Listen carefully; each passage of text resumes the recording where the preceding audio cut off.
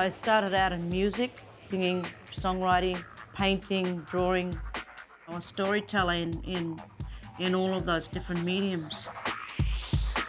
My designs are quite colourful, playful. It reflects pretty much my location as a rainforest person. Punganji people are rainforest people as well as saltwater people. I can be inspired by certain patterns that I see in the sand, on shells or on fish. So it's pretty much using a lot of those elements. I like the idea of hand painting because it makes it more personal. There's really nothing more original than that expression of who you are as a First Nations person and telling your story.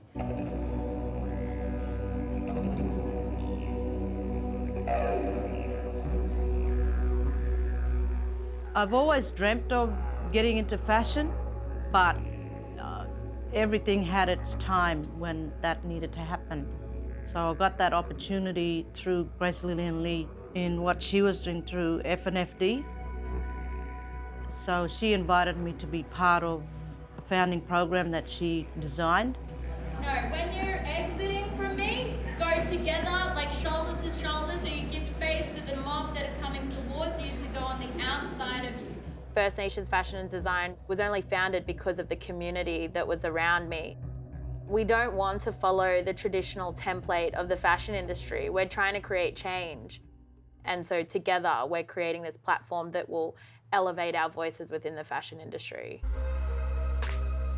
I would say it's a family, a fashion family that creates opportunity and inspires our next generation. And includes our elders, because we didn't start this. No. We have got many mob that started this before us. We are just taking on the baton, I guess, yeah? Yeah. It's not a company, it is a non-for-profit that can be a platform.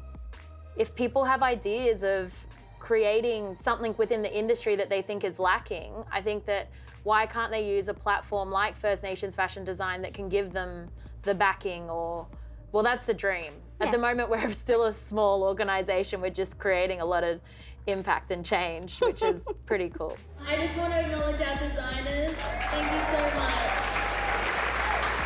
I think fashion can be seen as a really materialistic thing, but for mob, I think it means so much more. For us to create real impact and create and pave a way for Aboriginal and Torres Strait Islander voices within the fashion industry, we need to do something different. Or led by Indigenous mob. Look out.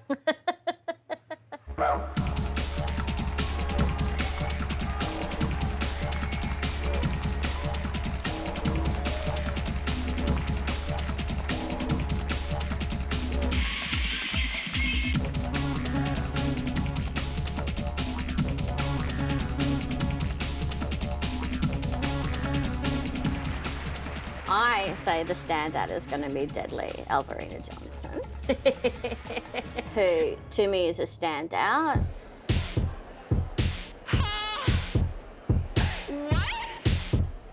Seeing the journey, seeing her practice, her sharing her story, her sharing her country was so incredible. Run it.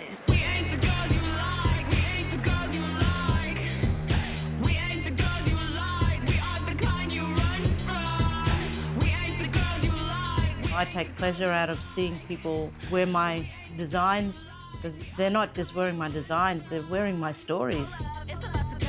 But also for me, it's not just about the fashion. When these artworks are on the runway, I look at the models as they're storytellers as well. In every stride, in every glance, every facial expression, every movement on that stage, on that runway, on the catwalk, they are part of telling my story.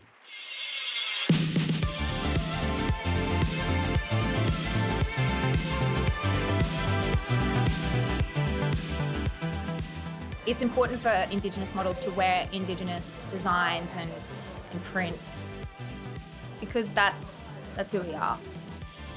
Regardless of where it comes from, we understand the stories and the weight of wearing those prints and wearing those designs because we're all connected in some way. But this is how we can show our pride in each other. It's right. It just feels right.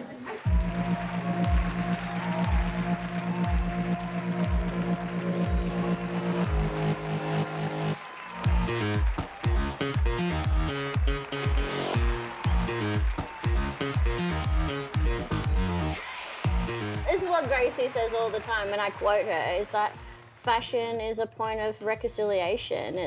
It's a conversation starter in the most, I think, polite and fun way.